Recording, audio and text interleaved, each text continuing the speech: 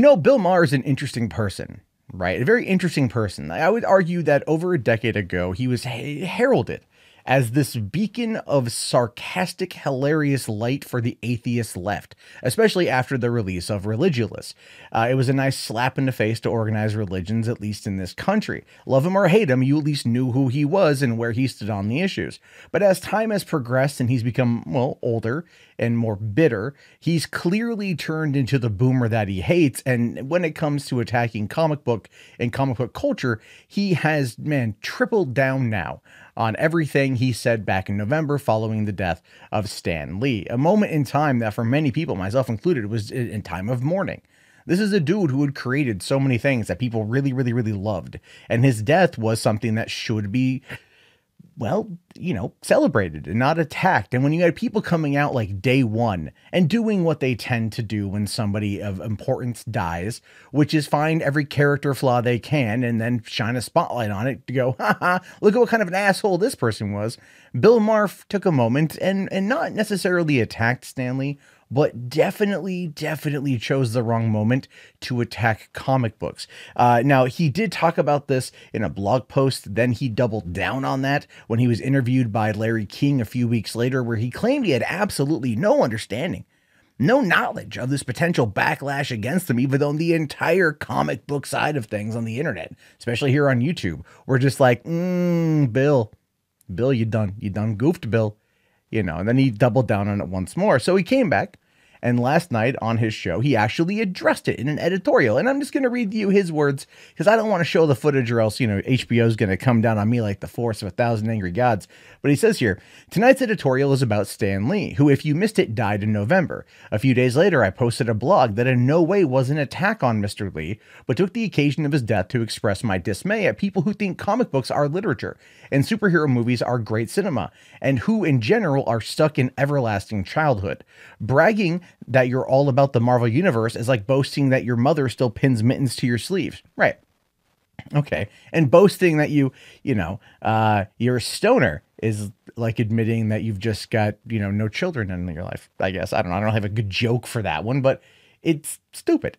There's nothing wrong with talking about what you like. There's nothing wrong with being engaged in something that you find, a lot of enjoyment in. But Bill Maher at this point in his life, I don't think understands enjoyment at all, period, point blank, full stop. He just goes on to bitch. In fact, this is what he continues to say. If you can, or if you want, like the exact same things you liked when you were 10, but if you do, you need to grow up. That was the point of my blog. I'm not glad Stan Lee is dead. I'm sad you're alive. Director Kevin Smith accused me of taking a shot when no shots are fucking necessary. Except again, my shot wasn't at Stan Lee. It was at, grown men who still dress like kids. In which case he's referring to people who go to comic book conventions and dress up as cosplay. Interesting enough, no, he doesn't actually talk about women in that. Right? And arguably, when it comes to cosplay, there's far more females than there are men. So what's going on there, Bill? You want to attack the dudes but don't want to use equality to criticize the women's? Or in your mind, are women just not capable of enjoying comic books and only go there to fulfill some kind of fantasy of being adorned with attention? I guess maybe all things are kind of true in that particular regard. I've talked to enough of them at Comic-Con. But the point is, Kevin Smith called you out because it came across as being a shot at comic books and a shot at these kind of people. The kind of people that have made Kevin Smith millions, made Stan Lee millions, and helped propel the Marvel Cinematic Universe and superhero movies in general to multi-billion-dollar properties. It's not that these are something people dive into in regards to living their entire life about, but it's escapism, and there's nothing wrong with escapism. You smoke pot to escape. I'm not criticizing you for that. You literally smoke pot to escape. You don't smoke pot for medical reasons. You smoke it for recreational. You use it as a form of escapism. So why not criticize you for being a rampant pothead? And you can sit there and fire back and go, oh, yeah, I mean, I smoke pot, but I don't watch Marvel movies. I don't know, man. Why don't you try smoking pot and watching a Marvel movie? I recommend getting real high and watching Doctor Strange. That's going to be a hell of a trip. But you finish up here by saying, Bill, Can we stop pretending that the writing in comic books is oh so good? Oh, please. Every superhero movie is the same thing. A person who doesn't have powers gets them, has to figure out how they work, and then has to find a glowy thing. I'm sorry, but if you're an adult playing with superhero dolls, I'm sorry, I mean collectible action figures, why not go all the way and drive to work in a big wheel? Well, hey, you live in LA, so driving to work in a big wheel would actually be pretty good in regards to, fighting gas prices that have hit an all-time high at times in LA. I remember living in LA when it struck $5 a gallon in the fall of 2012. A big wheel would have been amazing to get around, but now you all have electric scooters, which are also a lot of fun. When I was in LA a couple months ago, Maddox and I were messing around with those things. So it was a lot of fun to chew. But the point here, Bill, is that you criticized comic books right after probably the most important person alive at the time to comic books had passed away. This wasn't like a week or a month or a year. This was days. This was days of you sitting there and going like, I'm better than you. I'm Bill Maher. Well, as a person who watches your show every week and generally tends to enjoy it, the older you get, you can see how much more curmudgeon-y you've become.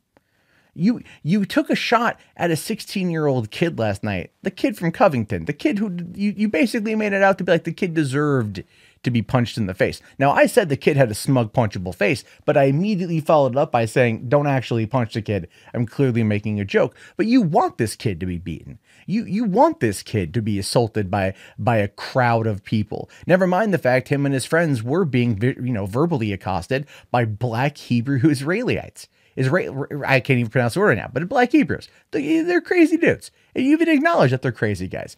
But you still fail to talk about the narrative or the truth. You just choose a narrative. And that's what you're doing here. You're attacking comic book fans by tripling down on this narrative that if you sit there and say that you're all about the Marvel Cinematic Universe, it's akin to having your mother pin mittens on your sleeves. Even your analogy is lame. I mean, even your analogy is set back from a time when you were a boy. Do you go and watch, A Christmas Story to remember the good old days fondly? Do you sit back, light up a spliff, hang out alone in your mansion, surrounded by your millions because you got no one to share it with because, no family or kids, and then you sit there and smoke out? That's my question to you, man. There's nothing wrong with enjoying something. There's nothing wrong with being vocal about enjoying something. What you're doing is clapping back at a group of people who I think ultimately there was a miscommunication, if I'm being honest. I feel that there was a miscommunication here in regards to this particular situation, but the timing was terrible. Your wording was terrible. And when met with criticism, you basically responded with the middle finger. That's not going to go over well. Because here's the thing, Bill. Your audience at Real Time on HBO, there's an applause sign that fires overhead whenever you make a joke, right? It's a canned response. It's a programmed response. It's a Pavlovian dog response. In the real world, there's no applause sign. Believe me, I know. And I think you're learning that. I think you're learning that. And you may want to talk to some comic people.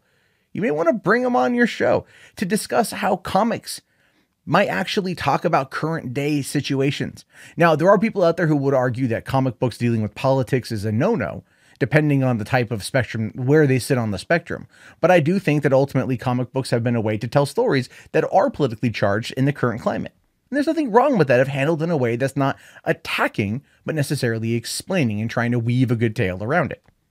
Maybe if you tried that, you might be able to find a whole other new group of people who watch your show, and not ironically. Anyway, I leave it to you guys, your thoughts, your opinions. Let me know down in the comments. If you guys want to call into the podcast, you can do that by reaching us at strangerdayspodcast@gmail.com or shooting a call into 323-207-0499. I'm live on the program Monday through Friday, 8 a.m. Pacific Standard Time. I'll talk to you guys all later. Have yourself a great day, and peace out. Hey, thank you so much for making it to the end of the video. Since you're here, why don't leave a comment? Let me know what you think about stuff. If you want to subscribe to the channel, you can do that as well. And check out any of these great, fantastic, amazing commentary tracks by me. That's right. I'm not egotistical or narcissistic at all. I'm just your average, everyday, normal YouTuber. Thanks for watching.